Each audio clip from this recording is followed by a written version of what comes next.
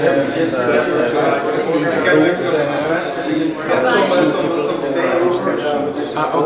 so it's not there. Okay.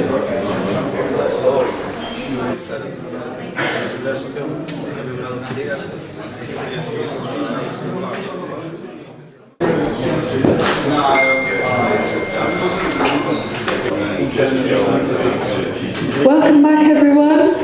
I hope you had a good evening yesterday.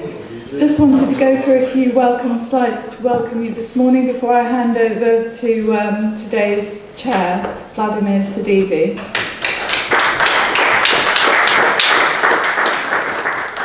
Well, Carrie, thank you very much. And ladies and gentlemen, I have the honor to talk to you today about the application of, or about the question whether and how could salt be made from desalination reject. We are receiving these inquiries on a regular basis.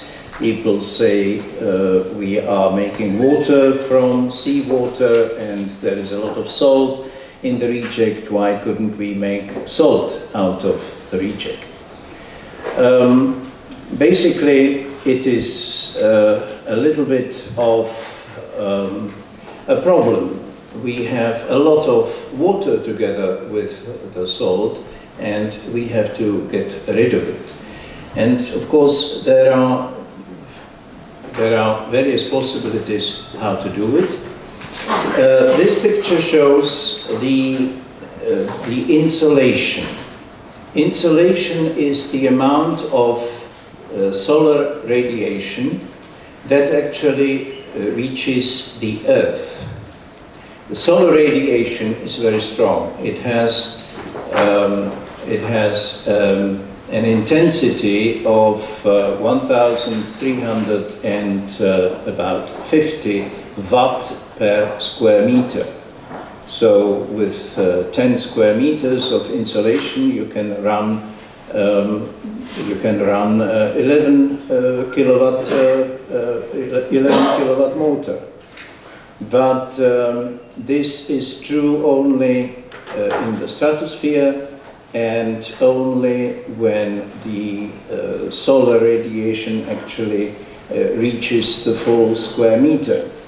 At night on the Earth there is nothing coming on radiation, and in the morning it's coming from 90 degrees, in the evening also, so this 1,350 is true only during the midday. And there is some absorption of the solar radiation in the atmosphere, in the clouds, so that what actually reaches the Earth is only about half of this 1,350, and it is reaching only for a few hours a day. So the maximum insulation that comes to the Earth is only maximum about 350 watt per square meter and per day, and it is the distribution of this high insulation is actually only north and south of the equator.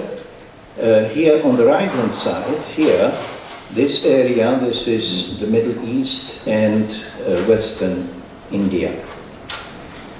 At the same time, of course, this high insulation causes lack of water. These areas are sandy, these are deserts, and if the people live there, they have to get the water from somewhere. And the source of water in the ground, somewhere 100 meters below the ground, is limited, and therefore desalination is being practiced in these areas. So now we are talking about, for example, about the Middle East, we are talking about California, we are talking about Sahara. There is a project to build a trans-African pipeline, between Atlantic and the Red Sea to irrigate the fields in the Sub-Sahara region. Then, of course, there's a lot of desalination in the Middle East and in other places. Now, why it is not so obvious to make salt from this desalination reject? Desalination reject contains only about 6% of dissolved salts and only about 5% of sodium chloride, because the remaining, because seawater contains about 20% of other salts. Then desalination reject contains only, that's what I said, desalination reject contains inhibitors which disturb crystallization. Now this is something that is not very well known. The seawater is saturated with calcium carbonate. And it must be saturated, because otherwise all these crabs and so on, they could not live. They have calcium, they use calcium carbonate for their protection. And if the seawater would not be saturated with calcium carbonate, they would dissolve. So this is something that if you start evaporating the water, then the calcium carbonate will concentrate and will start crystallizing, precipitating, and if that happens in the membrane, then you block the membrane. So inhibitors are added to avoid this scaling. Now the function of these inhibitors is that the calcium carbonate crystallizes, but it crystallizes as a very, very small crystal, so it gets washed out of the membrane. Now, when we are producing salt from seawater, we have already evaporated something like 95 to 97.5% of the salt, of the water in the concentrate, and therefore these inhibitors in the crystallizing pond would reach concentration about 30-35 times higher than in the membrane. And at this concentration, they would also disturb the crystallization of the sodium chloride. So the sodium chloride would crystallize as a very small crystal, and it would sort of stay at the bottom of the crystallizer as a slurry, as a soup. You couldn't harvest it, you couldn't purify it. So that's a problem. Construction of solar ponds on sand is expensive. That means if you try to do solar evaporation from seawater somewhere in these sandy areas of this part of the world, you start feeding seawater into the ponds and it just sinks into the sand and disappears. So it is expensive to line it to avoid the seepage of the seawater. And then, of course, the thermal and electrical energy for evaporation is expensive, whether you use membranes or whether you use power or whether you use thermal energy. It is expensive. So the question is whether these obstacles can be overcome. Now, to start with, let's take a look at the chemistry of the seawater, because the chemistry is the cause of the various problems and obstacles. So we have the calcium carbonate. It's only a very small concentration, 0.01%. But if it is repeated, if the crystallization is repeated, then it causes a blockage of the function of the membrane or of the evaporating equipment. It's the same. So we only have about 3.4% of total salts in the seawater. Then the next important point in the evaporation of seawater is the beginning of the crystallization of calcium sulfate. and that happens at this density, about 12 Bohme. Now, from this point, the calcium sulfate concentration diminishes. And at the beginning of the sodium chloride crystallization at 26 Bohme, we already have only a small portion of the calcium sulfate in the water. It goes from 0.46% to 0.11%. This calcium sulfate will then continue crystallizing together with the sodium chloride, and it then has to be removed from the harvested salt by some means to purify the salt.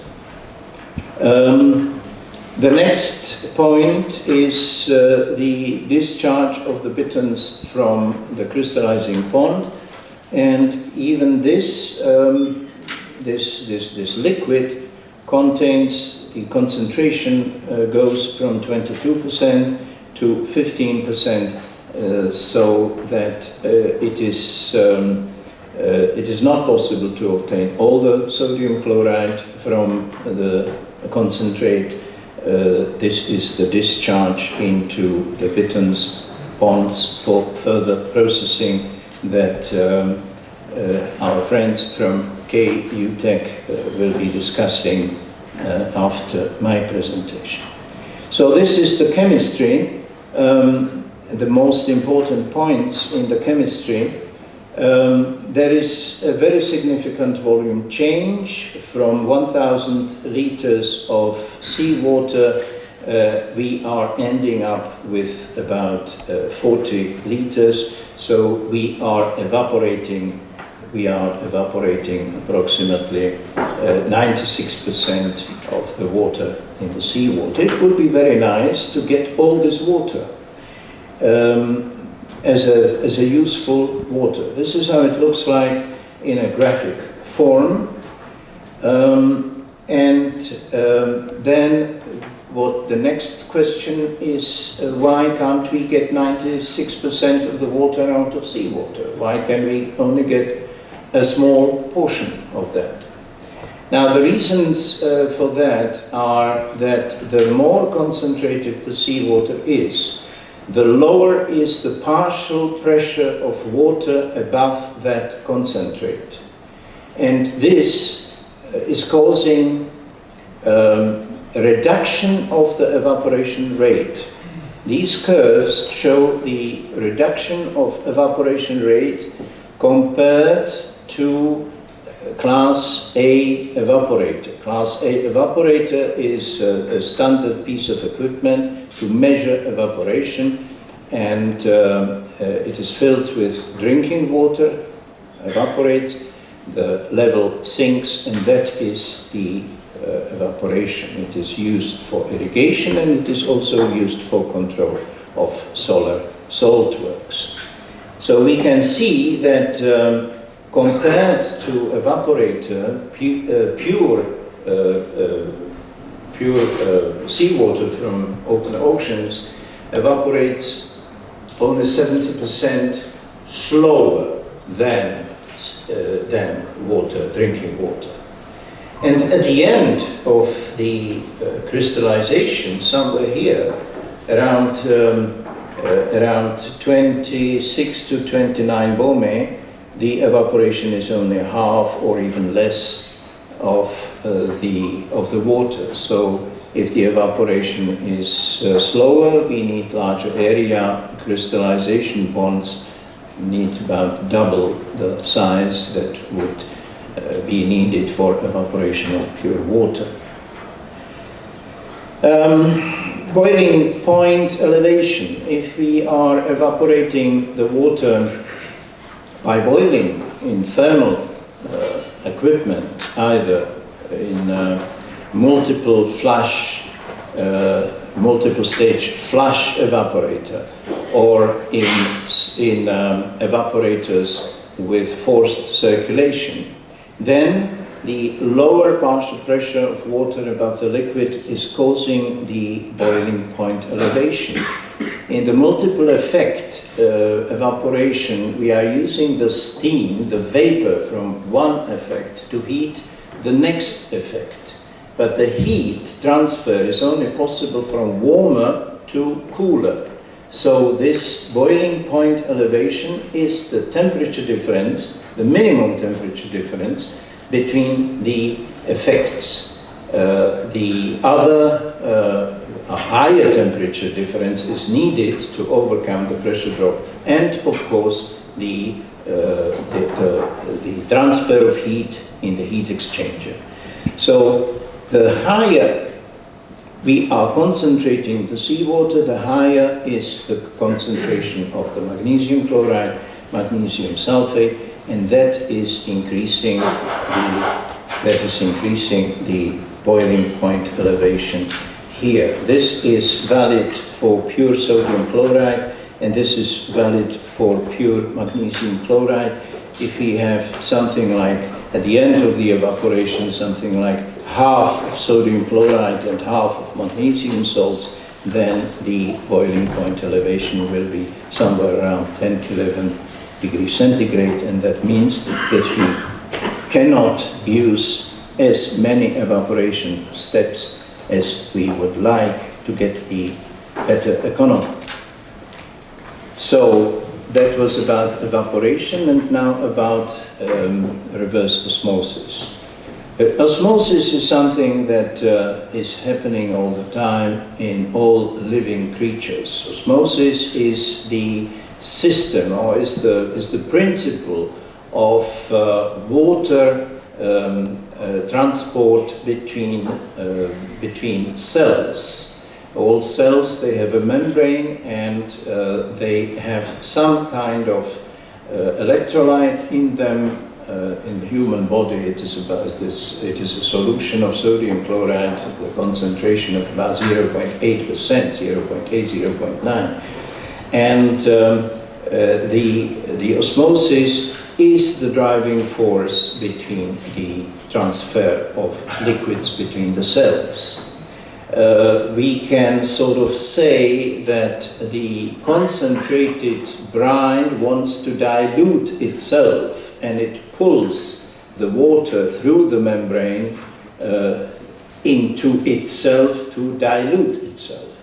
And this is done, this can be stopped by applying a certain pressure on the more concentrated solution. This osmotic pressure, that is the pressure that is required to stop the osmosis. Now, if we apply pressure on the more concentrated solution, then we are reversing the osmosis. And this is the principle of desalination with reverse osmosis units. Now, here a little bit of reasoning why reverse osmosis requires such a high pressure. Reverse osmosis is normally done at a pressure of about 80 bar. And the reason for that is that 1 mole of monovalent ions is causing a pressure of approximately 25 bar. So if we have sodium chloride, sodium is causing 25 bar osmotic pressure, chloride is causing 25 bar of osmotic pressure, so 50 bar is the osmotic pressure itself, but that is not yet a transfer of any water through the membrane. This pressure has to be increased to get the kinetics going and to actually press the water through the membrane. That's why the membranes are designed for a pressure of 80 bar and operated at a pressure somewhat lower, 70, 75. So if we want to increase this, if we want to get a higher concentration, we have to use higher pressure. This is what we have done. We have been engaged by a large multinational company to investigate the best technologies for obtaining salt from the concentrated reject from desalination. And this we have done. We have looked at various technologies, processing with, without brine purification, chemical with membranes, nanofiltration membranes can be used to remove the polyvalent ions such as magnesium, sulfate, and also these inhibitors, solar concentration, crystallization, thermal evaporation, crystallization, electrodialysis. Electrodialysis is being practiced in Japan for production of salt from seawater up to about 1.5 million tons of drinking water. But that has only a strategic reason. If Japan would be subjected to embargo, including salt, then Japan would have no salt and the people would die very quickly. So they have to have some kind of source of salt for their people, and this is done there by electrodialysis. Then the concentration of seawater, let's say from the 6% up to some 20%, can be done with the lower boiling point elevation with a multiple flash evaporation or with falling film evaporation.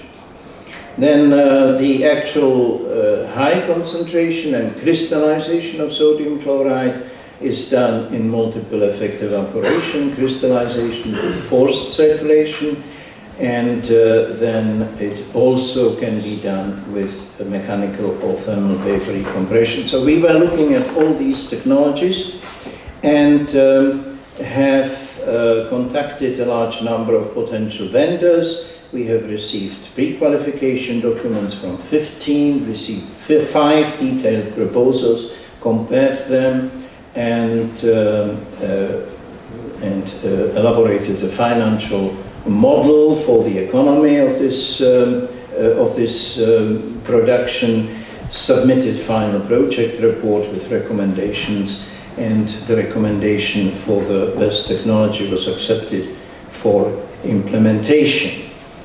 The 5 offers that we have received was vendor A offered 6 lines of 6 multiple effect evaporators, a monster plant. B1 offered nanofiltration of the reject to remove the polyvalent ions, reverse osmosis, and 3 effect falling film evaporators. And then they said, okay, this is what we do, and the rest, the crystallization, has to be done by somebody else.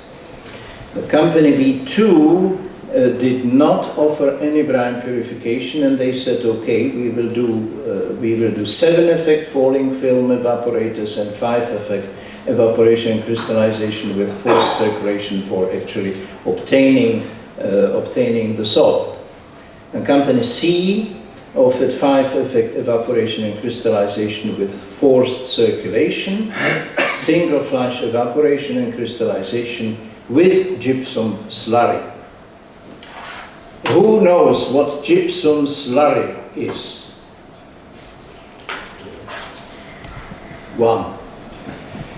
Gypsum crystallizes from seawater between 12 and 26 bomi, or 30 bomi, or 29 bomi. To crystallize anything, to crystallize out of any solution, requires some surface of the same combination matrix of ions, and the ions are put into this matrix, and that is called crystallization. Whether it's a salt crystallization or gypsum crystallization, it's a crystallization. So gypsum requires some surface to actually form a crystal. Now, if this surface is the equipment of the membrane, then we get a scale. We don't want that. If we offer this calcium and sulfate ion a large surface of very small gypsum crystals, then it will crystallize on these crystals and not on the equipment. Yeah? So if we maintain the concentration of these small crystals in the circulated brine at correct and sufficient size, correct and sufficient concentration, then we are crystallizing the sodium chloride from gypsum slurry, and this feed to such evaporator does not need to be purified. We do not need to take the calcium and sulfate out of the seawater to avoid the incrustations. Company D offered nanofiltration, degassing, 7 effect falling film evaporators, 5 effect evaporation and crystallization with forced circulation. The nanofiltration removed the polyvalent ions from the seawater. That means there was no calcium, or reduced calcium, substantially reduced sulfate, and therefore the calcium sulfate did not crystallize. And the company E offered 15-stage multiple, means 15-stage flash evaporation, 5 effect evaporation and crystallization with forced circulation and gypsum slurry. The costs associated with the consumption of utilities and so on were like this. The power consumption, the highest power consumption was $15 per ton of salt, the lowest 6. The steam consumption, the highest was about $12.5, the lowest was about $9.9. The membranes, cost of membranes need to be replaced after every 3 years, 2 years, 3 years. So that is the cost of the membranes. Chemicals, the company B decided to use chemicals for precipitation of the impurities. Wages were about the same. Maintenance, of course, was taken as a percentage of the capital investment. Was highest, 19.4% by company A and 5.6% by company E. General costs were the same, and this was the production cost, $52 per ton of salt. That's a lot of money. 28.6 was the lowest. 28.6. When we are producing salt by solar evaporation, we have a production cost of between $4 and $6 per ton of salt. And of course there is some logistics and so on, marketing, so that gives the price of the salt. But $28.6 is a lot of money for the salt. Anyhow, because the market price of the salt in that project was very high, the project was attractive. And this was the capital investment cost, the economic evaluation with capital investment, depreciation and all that. We had sales, we had the operating cost, we had depreciation, we had gross earnings, taxes had to be paid, net earnings, investment, and return on investment.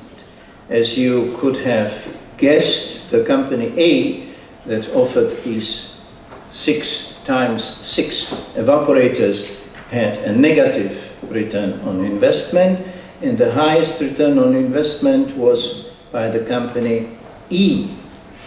And This is then the return, the evaluation of the technology in terms of return on equity.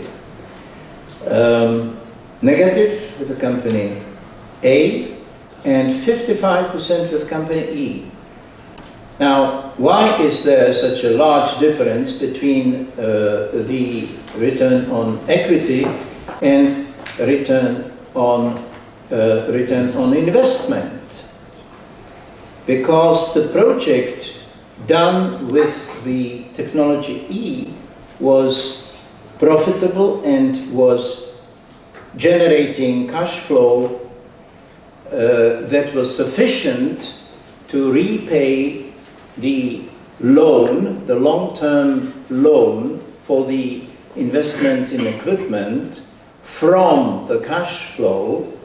The borrowing capacity of that project was high, and therefore equity was low and return on equity was low.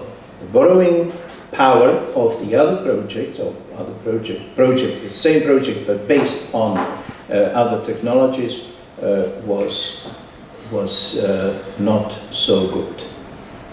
Now, recently, new reverse osmosis membranes became available that can operate up to 120 bar. That means we can obtain more water and we can start this evaporation job with concentrate that is much higher, approximately 11-12% instead of 5 to 6. Now the question is whether this new development will improve the economy of the project. What we have done was we have just plugged these new figures into the old financial model, and this is what the application of the new membranes was. We had the seawater desalination. We had the desalination reject as before, between 5 to 6%.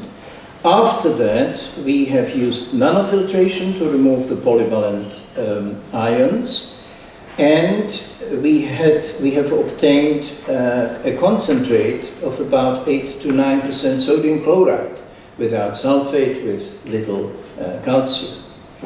Calcium in the form of calcium chloride, which is highly soluble.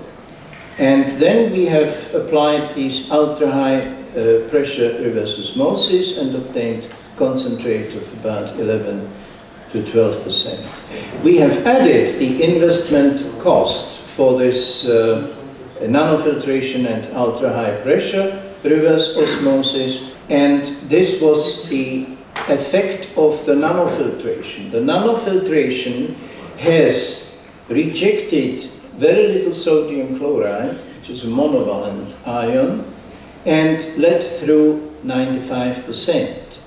Calcium was rejected to about 23%, but sulfate was rejected to 98%. That means that we did not have, or had only very little of calcium sulfate in this concentrate, and most of the calcium was present as calcium chloride, which is highly soluble. And after the recalculation of the model, we have seen that whereas the original project offered a return on equity of 55%, with the new membranes, the return on equity was 74%. Now, whatever the results of this exercise are, they are valid for that project under those conditions. They cannot be understood as a general economy of this process. The economy has to be always examined on case to case. Now, just the nanofiltration itself is offering that nanofiltration before seawater reverse osmosis is another possibility that can be done. We are taking the seawater desalination reject and then we are removing the cations. The other possibility is to use first nanofiltration and then do the seawater desalination. The seawater desalination will then obtain a little bit more water because the polyvalent ions that are reducing that are increasing the reverse, the osmotic pressure, they have been already removed. So this is another possibility that the process can be done. First nanofiltration, then desalination, and then the high pressure additional reverse osmosis, and then the evaporation. But this is difficult because then you need to rebuild the reverse osmosis plant. And that is not easy. It is easier to obtain the reject from existing plant. You know? And this is why we have been looking into this option first.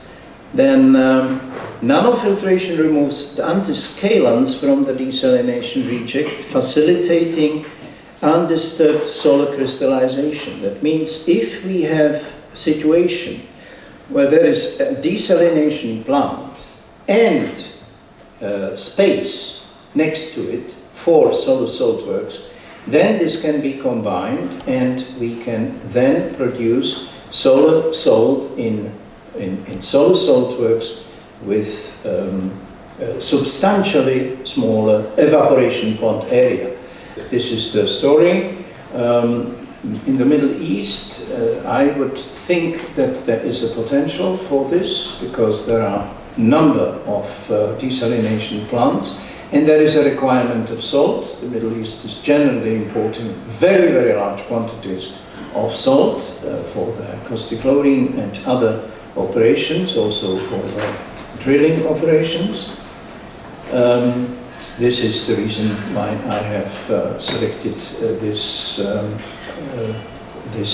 subject for my presentation at this conference. This is a picture of the Sadara plant, which is a huge plant, $20 billion investment to produce 26 high-value plastics and chemicals just from natural gas and from salt, and salt partners supplied the salt plant for this complex. This is a picture of the Sadara ethylene cracker, 12 furnaces there, 7 of them cracking natural gas and 5 cracking naphtha, but 3 of those can also crack natural gas. So there is a very high degree of flexibility with respect to the feedstock. Salt is just salt. It cannot, there are no alternatives to that. Conclusions. Production of salt from seawater desalination reject makes sense when desalination of seawater is necessary. That means there is a requirement for it, and the returns for such investment come from the water. Additional water production is required. With these projects, the desalination produces twice the amount of water than just the desalination of seawater. Additional water is required and contributes to repayment of the capital of the project. Cost of power and steam is acceptable. This is the case in the Middle East. Markets can absorb the salt at adequate prices. If the prices of the salt are higher, not very high, but higher than other prices of salt, then the project can be attractive. So the new high-pressure reverse osmosis membrane improved the economy of salt from the seawater desalination reject production, improved the economy. I'm not saying that it just makes it attractive and economic under any circumstances. every project has to be examined on case-to-case basis. So, why not make gold out of your salt, gentlemen? Thank you very much for your attention.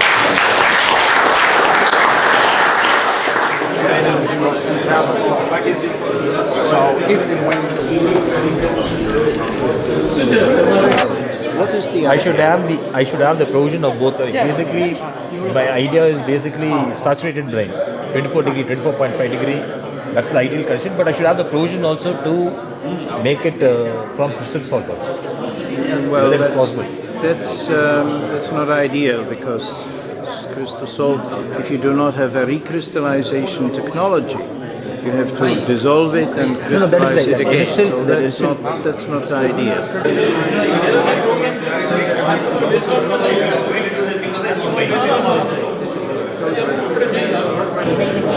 我已经在中国国内连续办了2届的荣誉博览会，我现在在考虑举办3届的荣誉博览会。 Så det är inköp av destination och försäljning. Hur många är ni? Yeah, but you were involved in the construction? Well,